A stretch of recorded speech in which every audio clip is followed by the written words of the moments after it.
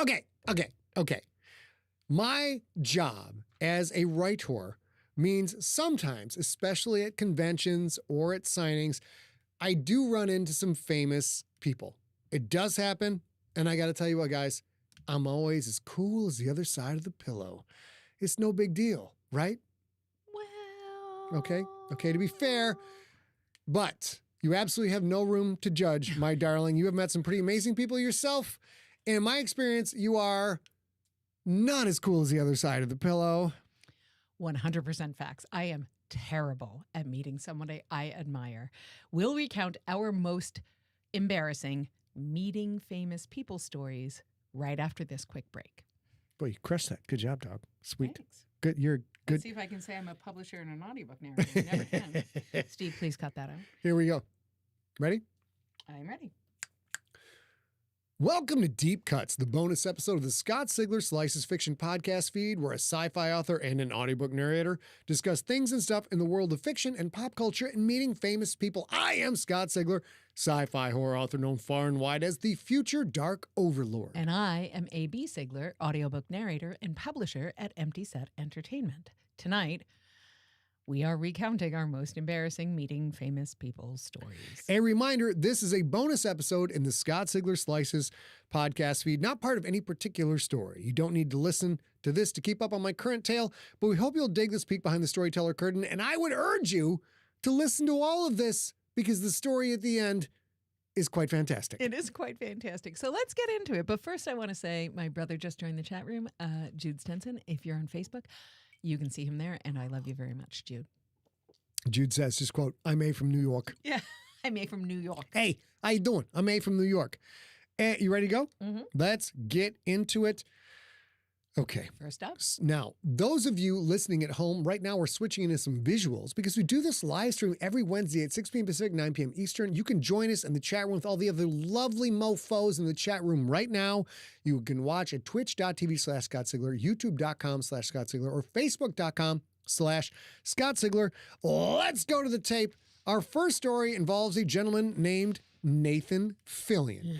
He is known for his leading roles in the TV series Firefly, Castle, and The Rookie, as well as such films as Guardians of the Galaxy and The Suicide Squad. It's July 2014. You're working San Diego Comic-Con, staffing Adam Savage. First, let me explain what staffing means. Staffing means a very important, famous bigwig, whatever, goes to a con, goes to an event. Mm-hmm. The person who staffs them is the one who knows everywhere they're supposed to go, knows the secret ways around the fans, etc., and takes care of them during the thing. And you met Nathan Fillion. I did, yeah. So I do have to step back and say it's important to note that I think a lot of you know, but in case you don't, I have worked with Savage Industries. The sort of umbrella company that Adam Savage runs since 2007. And of course, Adam Savage is famous. And while I have done embarrassing things while working for Adam, we are talking about times when I fangirled out. And it's different. But I want to note that because I know that's sort of a weird caveat there. Mm-hmm. So staffing someone famous, as Scott said, means you're the bad guy who has to be the one who says, oh, I'm so sorry that I'm late. And I know that someone is also with every other famous person doing the same thing, trying to get to where they need to go on time. You've seen this, right? Yep. With Adam and me. One sec. Oh, there's it. Sorry. See you later, Salu Jatov. Did it go? No, it doesn't look like it. Fucking wait. Let's go. I want to make sure I don't. Oh, there it is. There's. Try Oops, I did it wrong. Sorry. Yeah. Let's fucking. 1 second, guys. So sorry about this. We're trying to get the. We're trying to block these out spamming motherfuckers. We're not getting him. It's not going away. All right. Let's ready to keep going, babe? Yeah. So you are, of course, an important note. You already read that, though, didn't you? Okay. Wait. Ready? Mm-hmm. Of course, an important note about staffing people. Yeah. So what happens is in 2014, I think it is, I am in the green room with I'm in the green room for a panel that's about to happen. So I'm in there with Adam Savage and Jamie Heineman because I am staffing them. And the other famous people in the room are Colin Ferguson and Nathan Fillion. Okay. And I do not have the stones to go talk to Colin Ferguson because I am full on right in a Eureka watch right then when it's happening, and I cannot handle it. But there are also other staff in the room. So that's what you do. You go sit with the staff. You go meet the staff, because that's also good for you as a staffer, because then if you need to connect with whoever they are staffing, it's easier because you know their assistant. Anyhow, so the famous folks are talking amongst themselves, and Adam calls me over to handle a phone call that's incoming. So he hands me his phone. I take the phone, I do the thing, and then I go to hand back his phone to him, and I'm just standing quietly kind of behind him, sort of next to him, behind him, because there's no need for me to interrupt. I can just give it to him when he notices I'm there. Mm-hmm. And then Nathan Fillion, who's standing next to Adam, so sort of also next to me, sees me standing there for a while and says, "Hey, do you need something?" to me, which is awesomely strange in a situation like that. Normally they understand, oh, I'm staff and whatever, and I'm not his staff, so there's no reason for him to talk to me, but he's a nice guy. Mm-hmm. So he says, do you need something? And I do this. Which literally freeze solid. Not what you're supposed to do when you're staffing someone. My goodness gracious. No, not at all. And I can't make words happen. Okay. And Adam sort of hears that, turns around, sees me, and says, hey, this is my assistant A. Yes, her name is just the letter A. She's a universal competent. That is my favorite line to describe you. A has a tendency when, oh, this thing needs to be done and no one knows how to do it or where we're supposed to start. A's like, okay. And she will just go figure out how to get that thing done. That's why Adam calls her a universal competent. She's going to fucking fix it. Yeah. And so it's very, very sweet. It might be untrue. I don't think I'm a universal competent, but Nathan Fillion becomes wholly focused on that phrase and turns to me and says, what does that mean? How does that work? Do you take a test? Is there a license? What a way to be introduced. Like, he's absolutely thrilled. And I think it's because that's a cool way. He's got staff too. And Adam was so gracious introducing me. And I think it's part of that.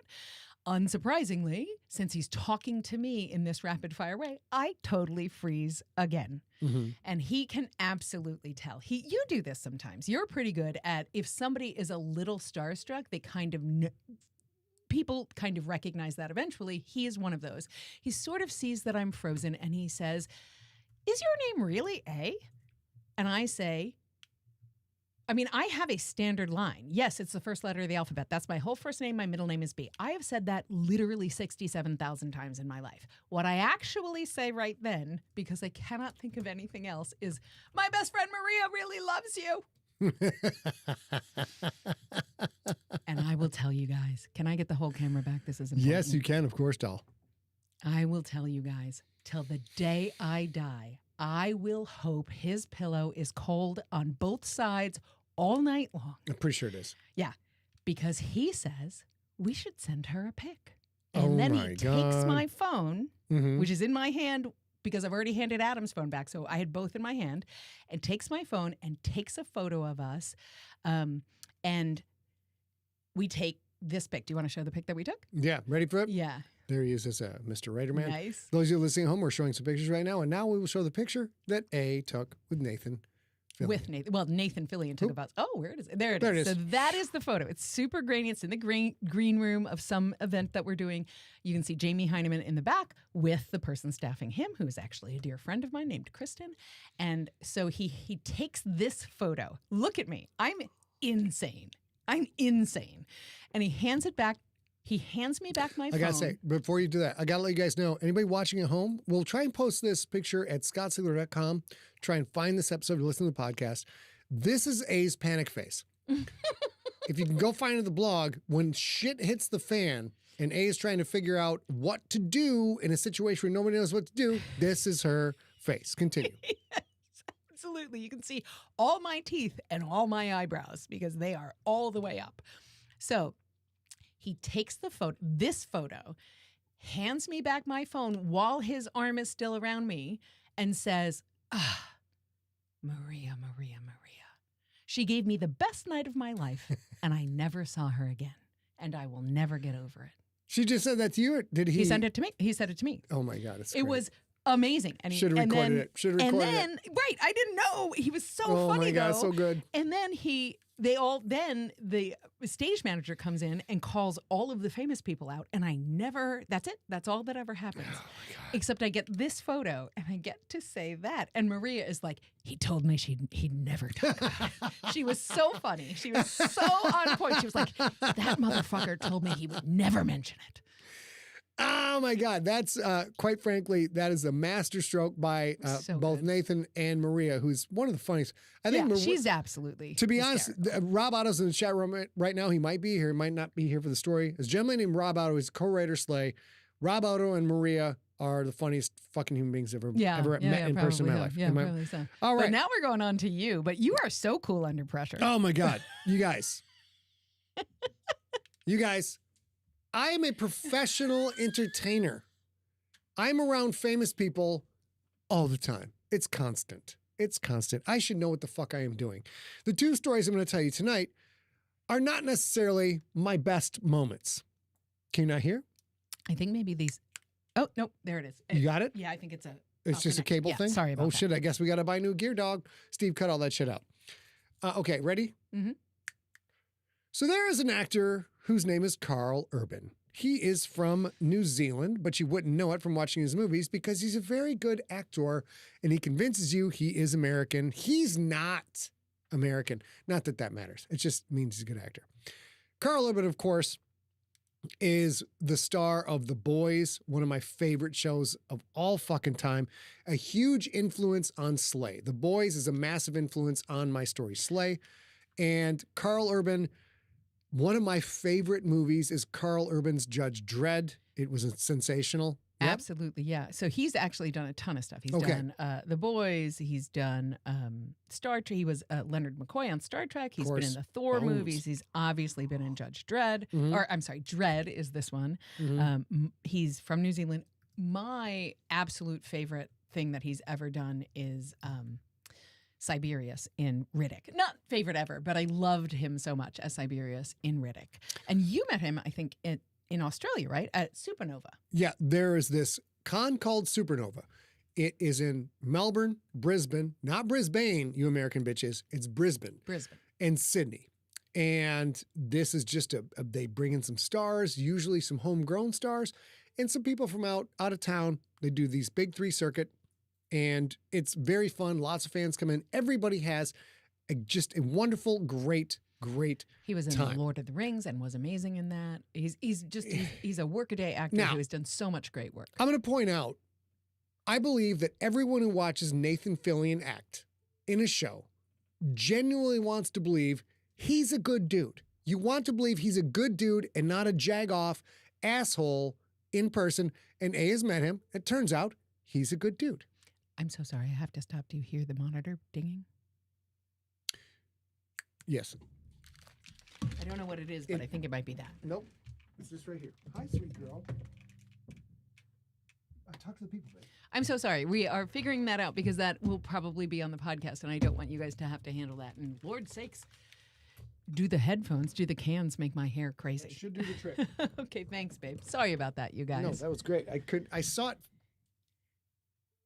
Nope, still there. One more.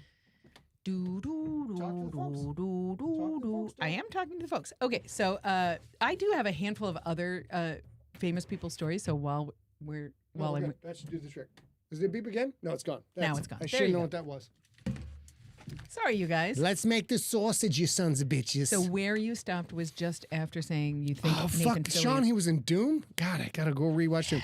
I love Doom, dude. I thought Yeah, Doom was such a good movie. one of the dumbest, funnest movies I've ever fucking seen in my life.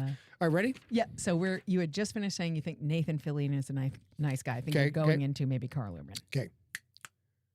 Carl Urban, by the same token, is a person you see on the screen.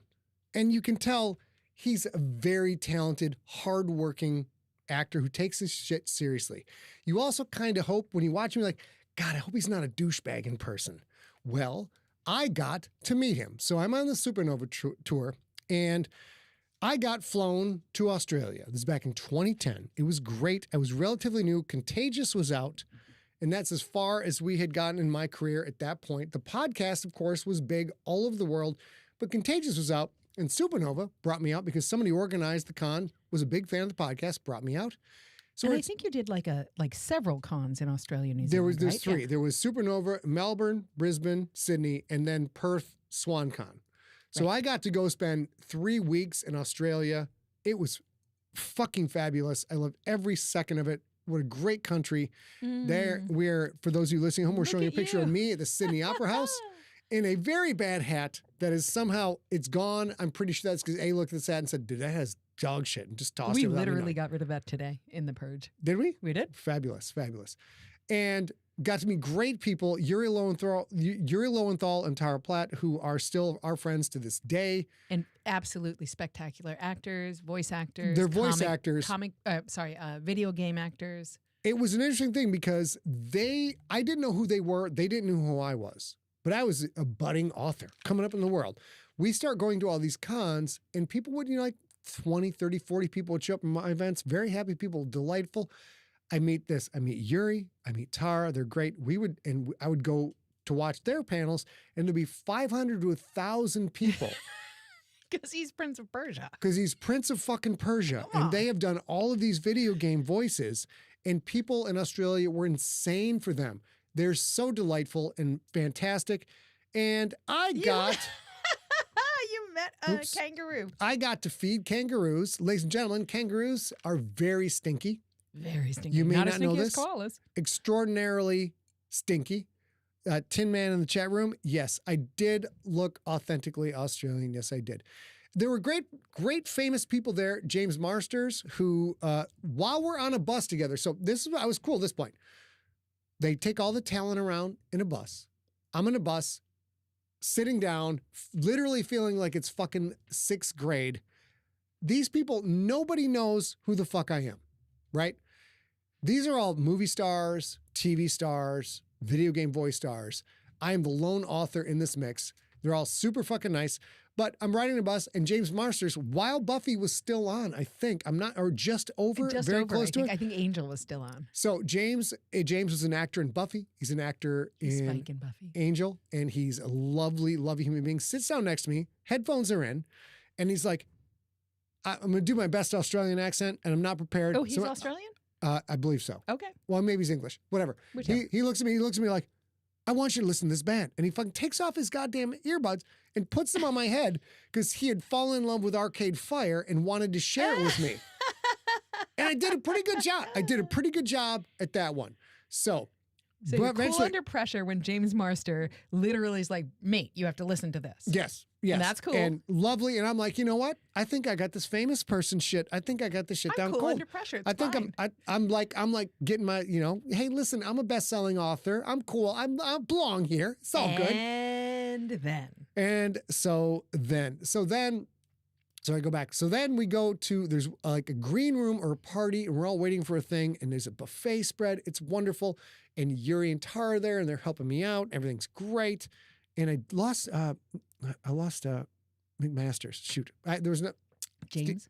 No, the actress on Battlestar Galactica. Mary McDonald. Mary McDonald. Mary McDonald was there. She was delightful. Also, Gareth David Lloyd was there. He was on Torchwood at the time, and Yes. I am a giant Doctor Who I didn't know fan. who the fuck he was. So he said there's this guy named David Gareth. And I was like, is that Gareth David Lloyd? You must get it. Who was... He fucking lost my slayed at public events. He was so good. I Okay. lost my whole mind. At any rate, let me get down to this. This is very fucking embarrassing. It's very fucking goddamn embarrassing. So this is earlier in his career. He's had a couple of big moments, but not like he would go on to. And we're sitting there. We're at this feeding frenzy, like sitting down, buffet, waiting to go do this big thing. And he's there with his wife, who was wonderful, and his kids. It was great. He's a delightful, first of all, I got to preface this. He's a delightful human being. He was nice to everyone who was there. He was not a dick in any way, shape, or form whatsoever. Except I am a budding author with movie options on my shit, and my job is to network. Mm-hmm. I am supposed to network with the famous people because you never fucking know, right? Mm-hmm. And we're at this event, and his kids and his wife are sort of off to the side because he's got to work the room. That's his job. His job is also to network. So he sits down. He's got a plate of food, and I get my plate of food. I sit down next to him, and I start to network. And unfortunately, my network turns out to be what my mom used to call when I was a kid, diarrhea of the mouth. I don't know exactly what to say. I have seen him in Star Trek, and unfortunately, that's the only thing I've seen him in. So I start just talking nonstop. Because as far as I know, this guy could be in a Scott Sigler movie. And I'm blah, blah, blah, blah, blah, blah. I don't remember what I said. It wasn't eloquent. It wasn't very good.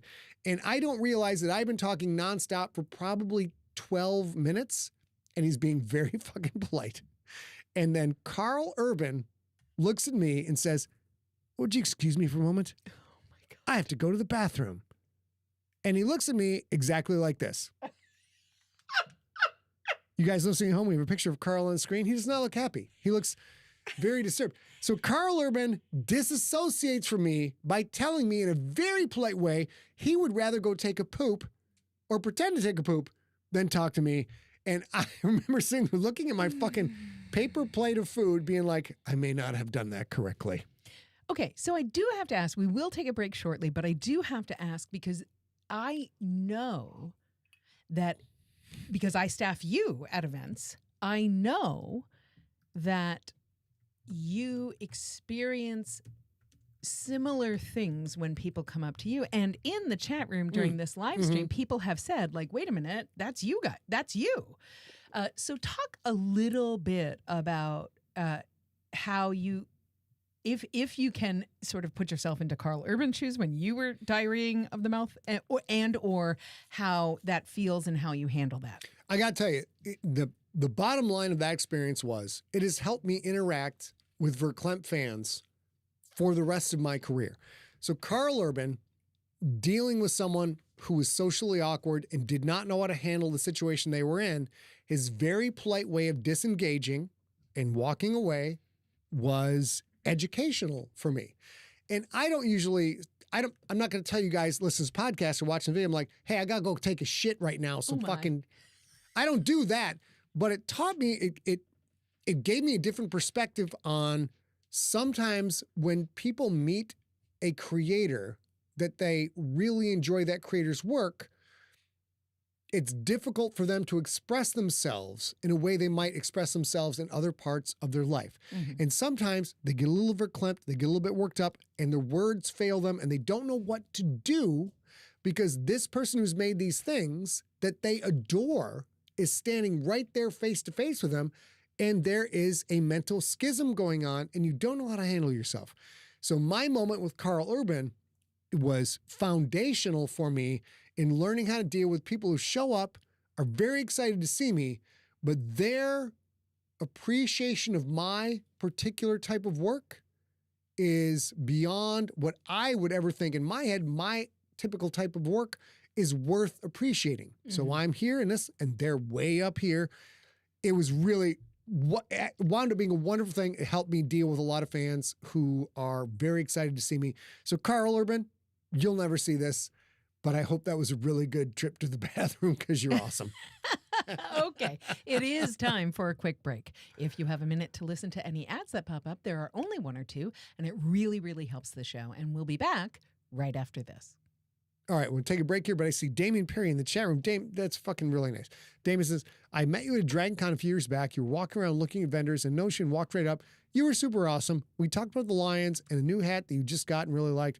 Very cool experience, and you were awesome. Thank you very much. I really appreciate that. I am delighted, but it is often the couple of experiences I've had where I've just lost my shit in a situation, meeting someone I thought was fantastic, helped me be much cooler in person. And just stick around for the last story because it is so good. It does not go well. So great, though. It does not go well. Flying the bicycle. Ready? Oh, yeah. Oh, wait. No, should we talk about this? Yeah, let's come right back in. Ready? And we are back.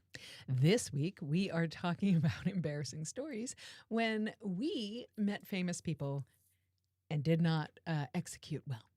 In the chat room, we have a question just came up from Fly to the Bicycle. So, Scott, from your side of the meeting, is there a way you suggest behaving when you meet a famous person? Absolutely. The biggest thing you have to understand is when you are meeting a famous person, they have met many people that are very interested in their work and big fans. They've met hundreds of people just like you. Number one thing to put in your head, it's going to be okay. It's going to be okay. They know what they're doing. Their job, part of their job, is to understand when people show up and are very socially awkward, trying to express their joy at their creativity and their work. They know how to handle that. So number one is it's going to be okay. Number two is just relax. It's going to be fine. You get to be verklempt and bubbly and socially awkward and not know what to say and be tongue-tied and all twisted up. They have seen it before. They know how to handle it. Just relax and let you be you. If you can be super cool and chill in the moment, that's great. Wonderful. If you're not super cool and chill, it is a compliment, a subtle compliment to that creator. It's going to be fine. They're going to take care of it. The last thing I'll say is you got to keep in mind there's 500 people in line behind you. You cannot be there for 45 minutes. Say you appreciate their work, chit chat with them for a few seconds, and be understanding there are other people who want to have that same experience. That's my advice. I will add one more thing, which is I have seen Scott meet someone he respects the way some people respect Scott's work. And we're going to talk about Maria Brink, who is that person. It's fantastic. And also, I've seen Adam Savage meet people whose work he really, really appreciates, including Lucy Lawless. And he was verklempt and speechless, kind of. He was very excited to meet her and couldn't really make words. So the other thing I'd say is anybody you are meeting, they are at their core still just a person living their life. And so they understand and can meet you where you are more than you would expect. I think that's a great point. I think the thing that can help any of you listening to this or watching this who meet a famous person and you feel a little weird, don't know what to do, the person you are meeting, I guarantee you, has met several other people that they didn't know how to handle themselves and make words with their mouths that they were meeting. So they've all been through exactly what you're being through. It's going to be fine. You ready to get into this? No, we're going to take a quick break so I can open that door in case it's a bagel problem here. You go ahead. I'm going to go ahead and I'll handle this. So this won't be on the podcast, you guys. What A means by bagel problem is our goddamn fucking pirate hound dogs ate A's breakfast this morning. She left it on the table. No, listen, it's not like A left it on a chair or on the floor, literally on the table. And these motherfuckers jumped up on the table, brought it down to the floor, because that's what dogs do, ate everything except the goddamn cucumbers. Bagel, oh, no, gone. Not tomatoes, cream not cheese, microgreens, gone. no veggies. Salmon locks, gone. Veggies, fuck those veggies. Fuck those fucking veggies. So now our dogs are full of poo. Yeah. And It's been a day. They got to take a Carl Urban moment. Would you excuse me? I have to go to the bathroom. Reese was literally right below us, stepping on our feet. So I was like, I need to open the door because I think she probably has to go. Okay, ready, babe? Steve? Steve, here comes some snaps, bros. We're headed into Nichelle, right?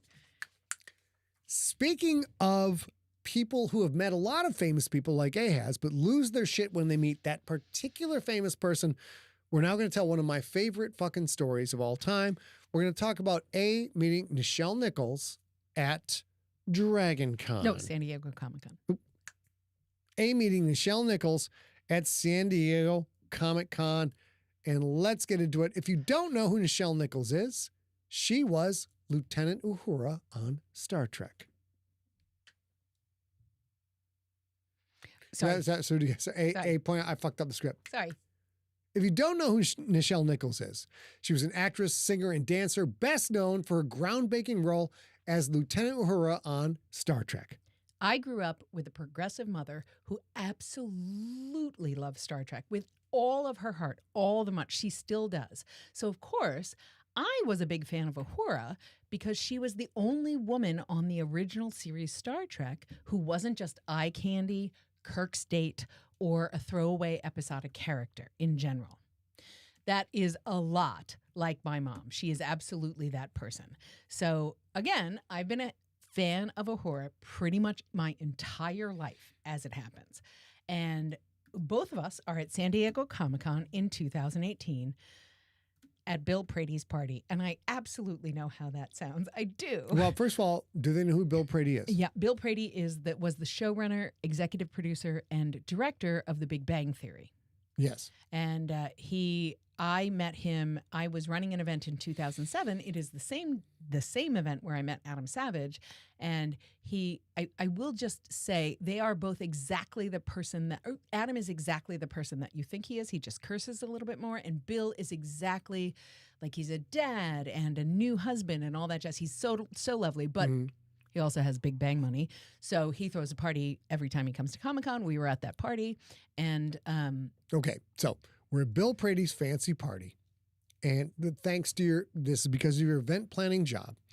And I was the plus one. First of all, I'm the author. I sell the books. My name's on the goddamn books. I'm working with this redheaded Irish chick from Manhattan. I'm the plus one at Bill Prady's party.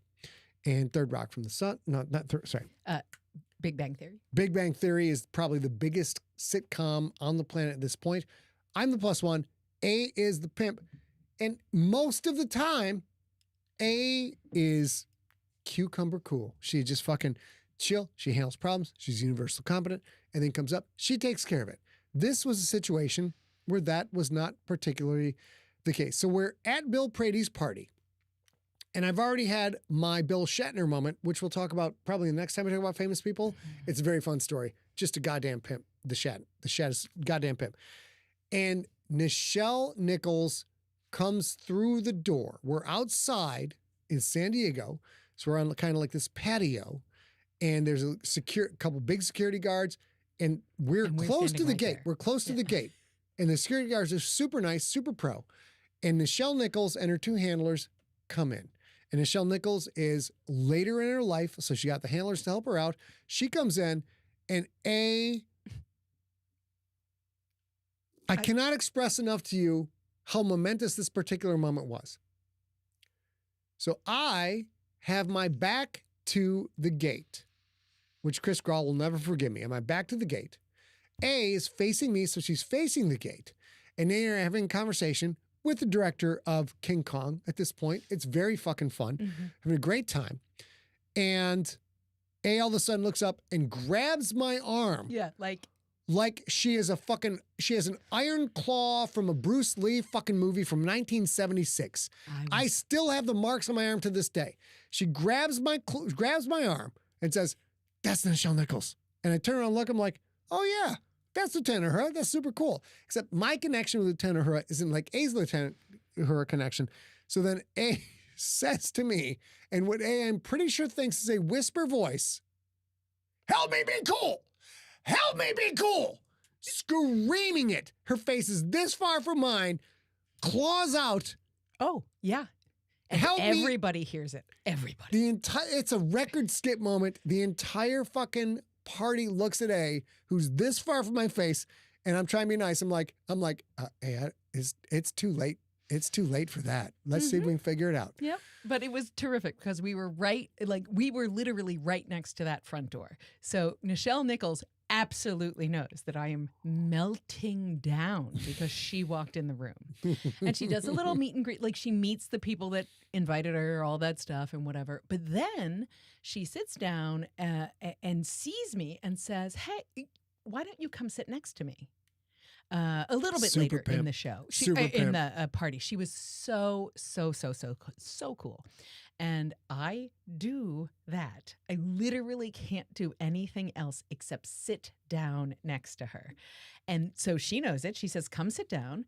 And I did, so cool. And I couldn't do anything. And she took my hand. She was holding a cane in one hand, and she switched to the other so that she could take my hand in hers.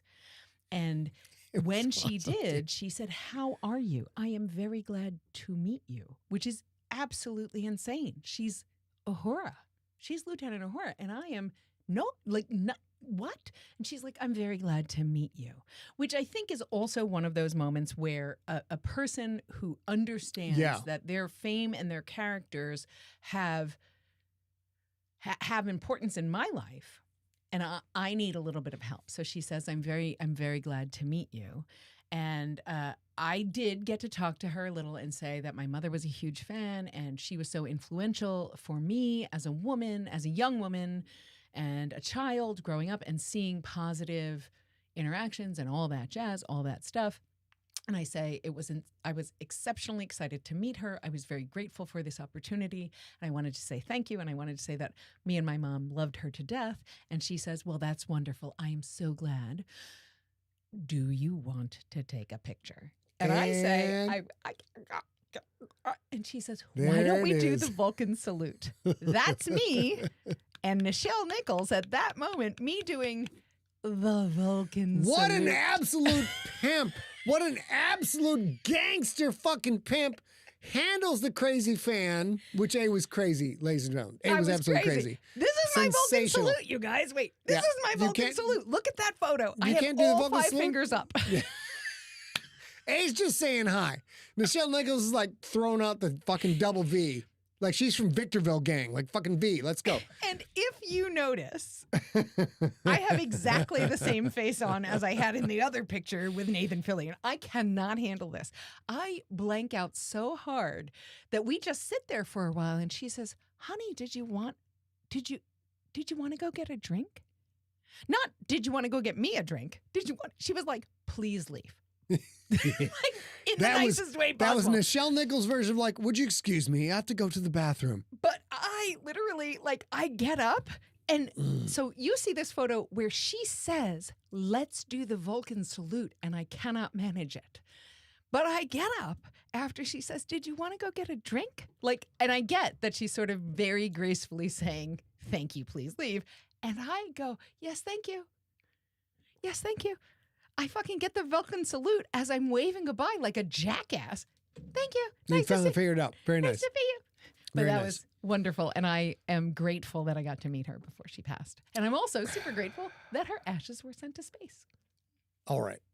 So now we're going to close out this show with a story that involves me thinking I am the coolest motherfucker on the goddamn planet.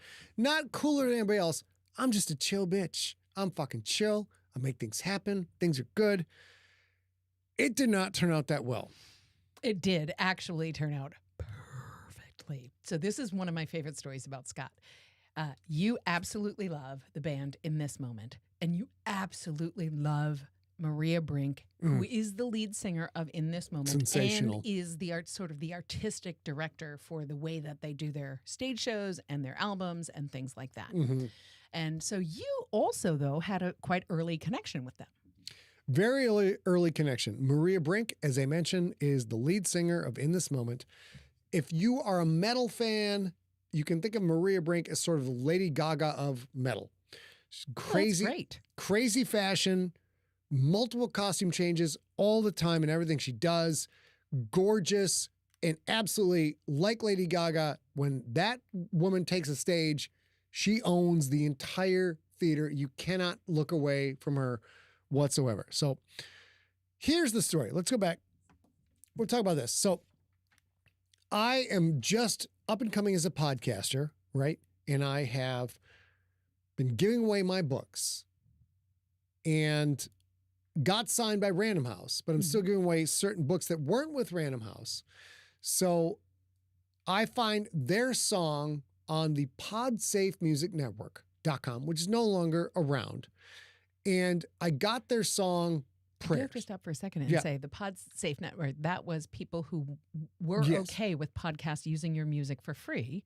And so they had a song that they uploaded to that no longer exists. In the early days of podcasting, everybody's using whatever music, Bruce Springsteen, Iron Maiden, whatever you want. And then the record labels start to figure it out, be like, no, you can't use, you got to pay us for your music. Pay us. And we're like, bro, we don't have any money. So the PodSafe Music Network was like, do you want podcasters to use your music to give you promotion? And a lot of bands, up and coming bands, did that. So I find In This Moment on the PodSafe Music Network. And I think it's a while ago. It's 2010-ish. But I do think It's Ancestor, right? I think I used their song Prayers as the intro music for my podcast Ancestor. This is before Ancestor was signed by Random House, before the book came out. It's very, very early in my career. So I use a song and I find out they're coming to San Francisco where I lived at the time. And I'm like, and then I get signed by Random House. So I want to try and spread the wealth a little bit. I got a good deal from Random House. So I call 20th Century Media, which is the label that owned the rights to in this moment of time. And it took 100 calls. I had to track them down. Finally get a hold of a guy out there. I'm like, listen, can I pay something to use their music in the Ancestor trailer video? Because you had already done that, and that at PodSafe is free. So what he was doing is tracking down their management to say, hey, listen, I got this for free, but it's huge for me. Can I help them too? At this point, and this is up on the screen, the guys listen to the podcast right now, the screen is a still from the Ancestor trailer, the book trailer, which you still find. And it's in this moment, an early stage of their career. It was so early that when I called the label, finally got through to a guy, he's like, I don't really understand. What is it that you want? I'm like, I have used their music. I want to do something to help the band. Yep. What can I do? And this guy says, oh, gosh, I mean, I don't know. It's their first album. They're on tour. Like, I don't know. Could you pay for a tank of gas for the van? And now in 2025, this is a band with over 500 million streams on Spotify.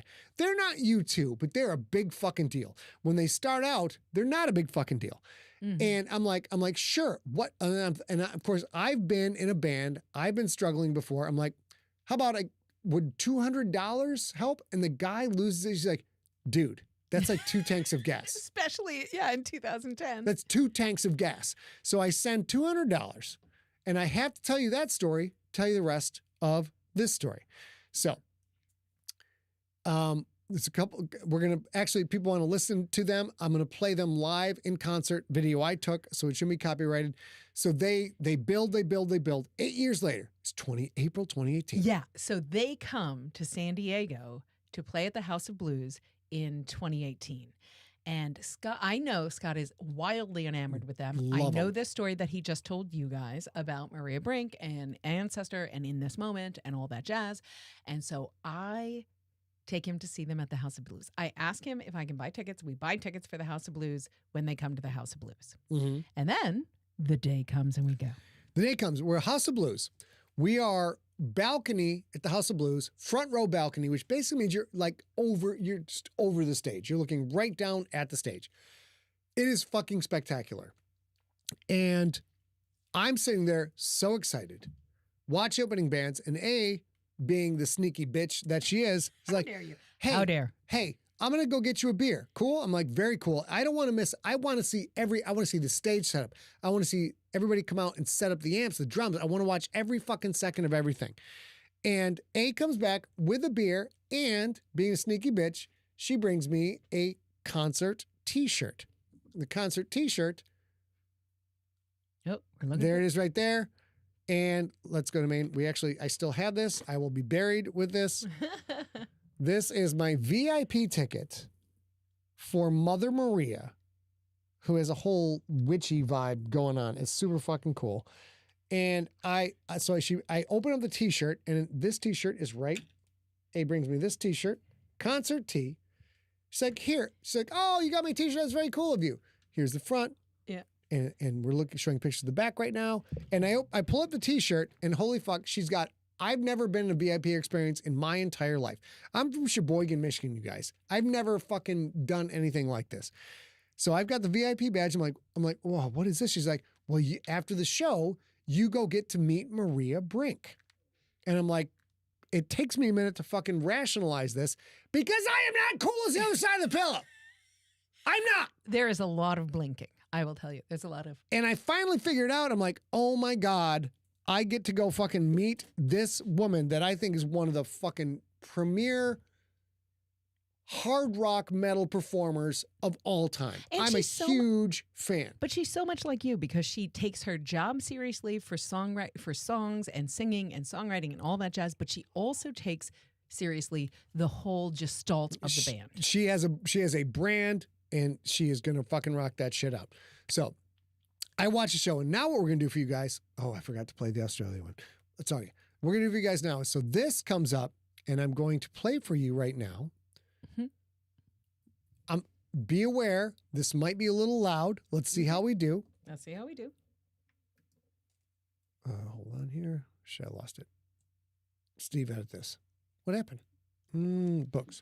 Oh, here Poor we go. Steve has to Sorry. edit all this. So this is concert footage from me getting to see one of my idols.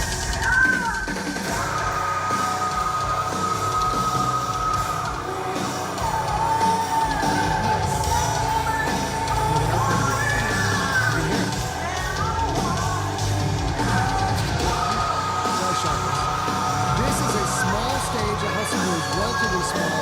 And dude, I'm telling you what, this motherfucker is on the building. Great use of the whole thing. So as you can see, she's fantastic. This is an 8th costume change. I'm having a goddamn blast. She's fucking amazing. Everything is fine. To give you a taste of that, and now I get to go backstage, and it's in the basement of the House of Blues. I'll make this as short as I can. So several hundred fans, basement House of Blues. I get down there a little late because I want to watch them break down the set. I want to watch all the spectacularness at the end of the show. And I finally get down there, and there's several hundred people down there, and I'm like, I'm gonna be here for several hours. So I text Dave, I'm like, you know what? Go back to your hotel. It's great. I'm going home. I'll see you later. And I get down there, and there's a very nice young married couple. And I'm like, hey, can I just hang out here with you guys? They're like, yeah, sure. It's cool. We thought we were at the end of literally the end of the line of 250 people. Turns out a guy comes down, the show manager comes down, starts barking orders to people.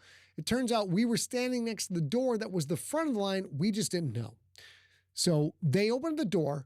I'm in literally the front. I could be the first person to meet them. I feel obligated to let the people who let me in hang out. I'm like, why don't you guys go first? You guys let me in. Why don't you guys go first? So they go first. And then I think we've got, hold on, sorry. So I'm second in line. This is so fun. For this is me texting a video. Dude, even the meet and greet is crazy theatrical. They're incredibly theatrical. The point is they're a very theatrical band. They're going over the top on all categories. Everything they do is to 11. Everything.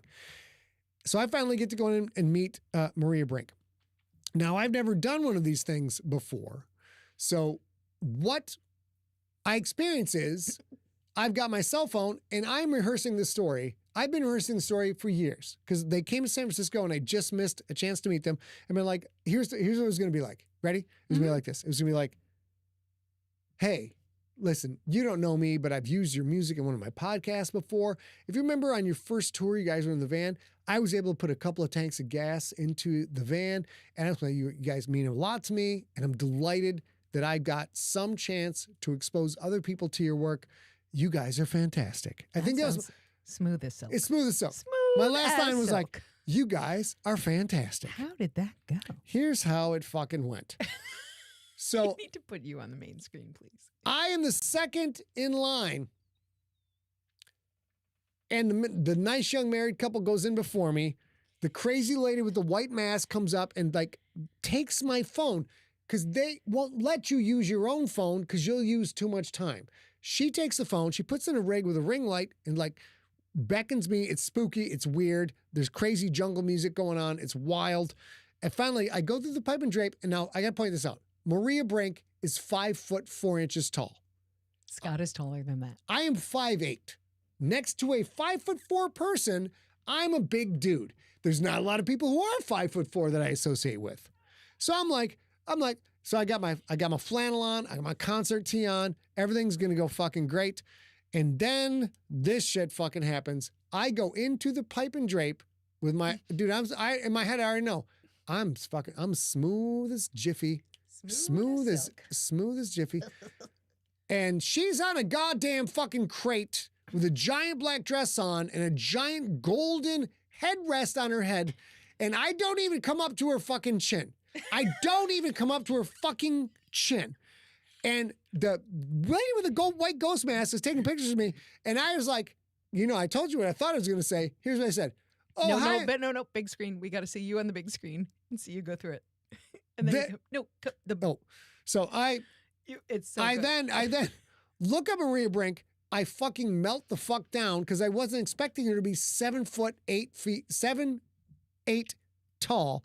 And I'm like, oh, hey, I'm Scott Sigler. It's one time when you were on tour early on. It was like 8 years ago. I used your songs on my podcast, and I was like, one time, and like it was really good. I tried to expose you as much as I could. And I sent you $200 for a couple things gas for your tour, and like I saw it, and then this is all happening while I take the picture. I'm like, and then everybody's saying gas. I'm like, I take the picture, and then I get escorted out. I'm like, and then I hope you guys are all great. You're really important. I try to share your much about it, and I fucking absolutely have zero fucking cool.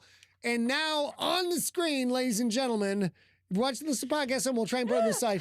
I literally fucking managed to take a decent picture, but I did not know what the fuck was going on. And then I was out of the pipe and drape, and it was fucking over. It was like 17 seconds. I didn't say anything a human being can understand. You said a lot of things. But nothing. And now, if you put it on speed 0.6, you could hear everything I said. It would sound very smooth. Back in 2010, I said, maybe we're on a tour, and I sent you some gas. Okay, picture. And then out. But we'll go back one more time. I love it so much. If you guys want to know who one of my fucking favorite performers of all time is, there's a reason this chick is an absolute pimp. Everything she does is fucking majestic. It was great. Oh, my goodness. I love that story so much. We do have a handful of other stories. We're going to do this again in about a month. We'll do it again. With more embarrassing stories because we can't help. Because I want to laugh at him and he wants to laugh at me, I think. And we figure you guys want to laugh with all of us. That is it for this episode of Deep Cuts. If you are watching live, we'll be on hiatus for the next 2 weeks. Next week, you get an extra long Scott Sigler Slices because he is going to be out of town from this town on the 22nd of October. So we're going to do the 2 episodes of Slay, one next Wednesday, and then 2 next Wednesday, and then they'll be released on 2 separate Sundays. And there will be no deep cuts at all. So twice the Slay, less deep cuts, and absolutely no live stream on October 22nd. Steve, cut all that out because the podcast episode shouldn't talk about the next episode because people just catch it on things. So we're going to click back in right here. If you have an idea for things you want us to talk about on Deep Cuts, you can email info@emptyset.com. We are now going to tap the fuck out. I'm going to rock out to some In This Moment. Yes. And I will tell you, you all smell an awful lot like flowers. Love you guys. Okay. Thank you so much. Back to Maine. Even telling the story, I have trouble with the through line and the narrative because I'm expecting to see a person I think is just an amazing performer, amazing musician, also happens to be like hot like fucking fire. I think I'm going to walk in and she's going to be right about to my nose. Right about my nose. And you're going to be totally fine. And this motherfucker was on a goddamn 2-foot tall soapbox. So good. I was shocked. I didn't know what the fuck to say. And she had this giant halo crown. It was momentous. Dr. Campbell says, Lacuna, people have been asked about Lacuna Coil. Yes, I have seen Lacuna Coil. They were also on the PodSafe Music Network. I did use their music in an intro for a podcast. I got to see them live at San Francisco, and they were fucking phenomenal. So good. But I've never had the opportunity to meet them actually in person. We did. We have done a handful. I did that meeting Maria Brink as a surprise because when we walked in to House of Blues, I noticed that was an option at the merch section. And it was specifically to meet Maria, not to Mhm. meet the whole band. And Right. that's his vibe is Maria, who is the creative director of how that band moves, is inspirational to Scott. So I was like, that is absolutely worth it. So we're going to do that. Since then, we've done a couple of others, and they are bands that he really likes, like Hailstorm, like Cold, and those are Don't tell. okay. We're gonna tell those later. We'll Yeah, tell of those course, later. of course. But we've done that again and again. But it was with his knowledge after that, because I just took that opportunity when I saw it to say, hey, Ryan Minto, nice to see you. Yeah. To sort of say, okay, this is a moment that I think he'd really appreciate, and he probably wouldn't do for himself because he's sort of very Midwestern when it comes to this stuff. He's already spent money on the show. He's, all that stuff. So what I love about that is I took a risk and was like, I am getting you a VIP hello. And that photo that you see on the screen right now is the most Midwestern Scott Sigler that ever existed. He's like, hi, thank you. It's very nice to meet you. And he's got his hands folded in, not quite in prayer, but folded together in the photo. It's fantastic. I love it so much because he, as much as we all think we're going to be very cool in that moment, we also contend with our fan selves, right? So in my head, meeting Nichelle Nichols, I'm myself, and also my 9-year-old self and my 10-year-old Yeah, self. it's great. And my It's beautiful. It's 15-year-old beautiful self. to put it that way. It's fantastic. It's beautiful, yeah. Yeah. And that sort of same thing happened for him. He was like, yeah, that is my 15 years ago self meeting another creator, now both of us in this Phenomenal creator. bigger moment. Yeah. And he's now, when he meets her, he's a New York Times bestseller. However, he's the version of himself that paid $200 for gas and was thrilled to do it. And it's a Yeah. beautiful thing.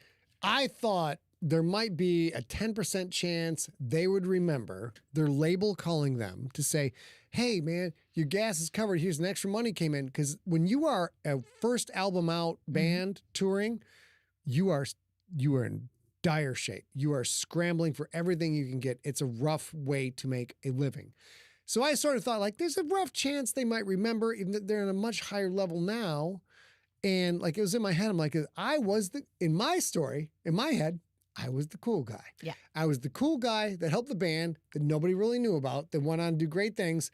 And the second that I got pushed in and there was this towering 8-foot tall blonde, I just like blah blah blah blah blah blah blah blah blah blah blah blah blah blah blah blah blah blah. I had fucking nothing.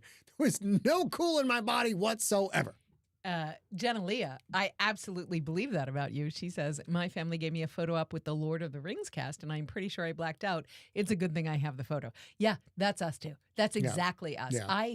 If Scott hadn't had been with me, what I could tell you is I met Nichelle Nichols and I told her thank you. That's all I could have told you. That's it. That's fantastic. And he gets to do that. Help me be cool moment. Help me be cool. Unfortunately, Help me be cool. It was a double. He's it was a doing double. this Help me be because cool. I did that. And I had to be like, every one of the party was like 200 people watching. I'm like, babe, that moment's past. That is gone. Let's fucking catch it from here. It's gonna be great. I didn't use babe, but we weren't dating at the No, time. yeah, but I didn't use babe, but I'm like, that moment is past. Let's just chill out for a bit. It was great. It was great. Anyhow, thank you guys so much for hanging out with us. We're gonna do post-production here and Yes. then hang out later. And And, you we will see all- you next week. You all should listen. Go find In This Moment on Spotify. Just listen to the whole catalog. Spectacular, spectacular creative, spectacular band. I think they all smell an awful lot like flowers. They Yeah. absolutely do. All right. Now Love we're you gonna, guys. We'll see you next Wednesday. I've already stopped. I've already stopped recording you guys. Yeah. He's So, also yeah. I'm pumped up. Damian I'm Perry pumped says up. the positive your beard was on point that night. It was. Thank he had you a very much. big metal rock beard then. Oh, I was trying to grow, Damien. Since we're Did done you have with the the cast, fork or no? no. Not yet. When I was in my 20s I love doing you, the Jude. metal band thing, I had this incredible, like fucking full ass red beard. And I start pulling it at 2 points, like Jim the Anvil Neidhart from WWE. So I'm like, I want a forked beard. So when people meet me, they have to deal with a fucking forked beard. The people who pay attention to it, whatever. But it was all good. So So Michael Moore I'm going to talk to Scott about that because it's sort of an interesting juxtaposition, and we may talk about that on the next cast that we do about meeting famous people. Because Michael Moore in the chat room on YouTube actually, that's a great story. Yeah, yes, it's a great story. yes. Actually, came. We'll tell it on the next story, but came to San Diego for reasons that don't have anything to do with Scott. Emailed info@emptyset, which you guys should do, and said, "Hey, I'm in town. If there are any signings, blah blah blah," and we'll tell you how that went on the next show. We'll absolutely put that in the next show. You guys are great. We're going to tap out. I'm going to do some post and love you guys. Great night. Thank you.